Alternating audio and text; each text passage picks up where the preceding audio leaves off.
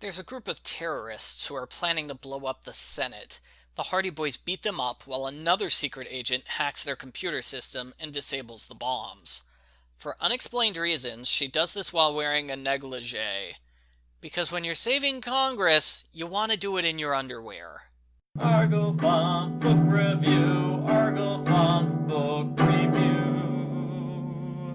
At home, Dad is upset because an ATAC agent in Detroit got reckless, and now she's in the hospital.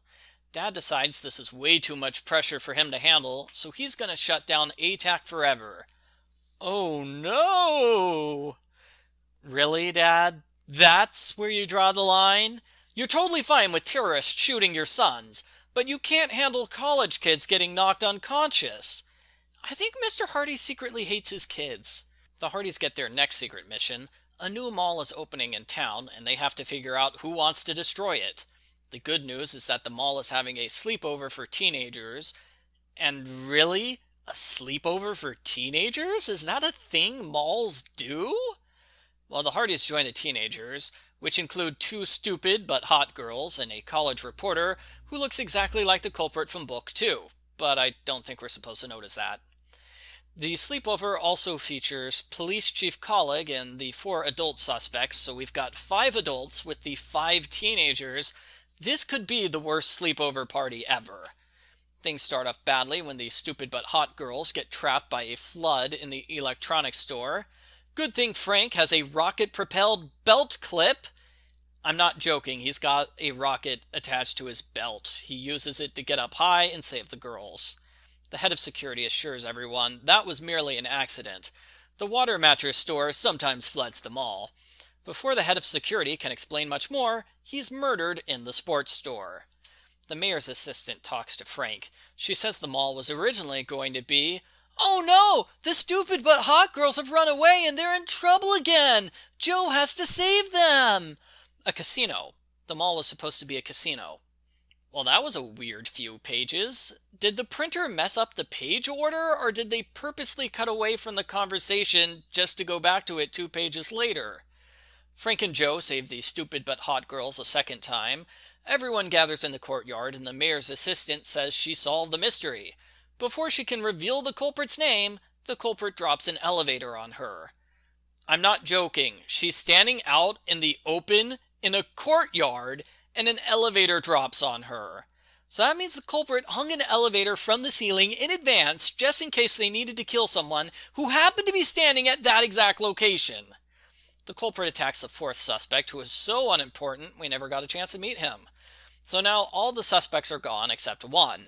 That means the remaining suspect must be the culprit. He's the mall's owner. Not only did he sabotage the mall to collect on the insurance, but he plans to sell the mall to build a casino. That doesn't explain why he went from harmless sabotage to deliberate murder, but the chief of police doesn't question it. The culprit escapes in order to set off bombs in the basement. Joe attacks the culprit while Frank disables the bombs. But the book is 1 chapter short, so the culprit escapes the second time, and he's quickly recaptured. The Hardys go home, where the stupid but hot girls gush over how great they are. Dad is so impressed, he decides not to shut down ATAC forever. Yes, Dad's decision-making process is mostly decided by teenage girls.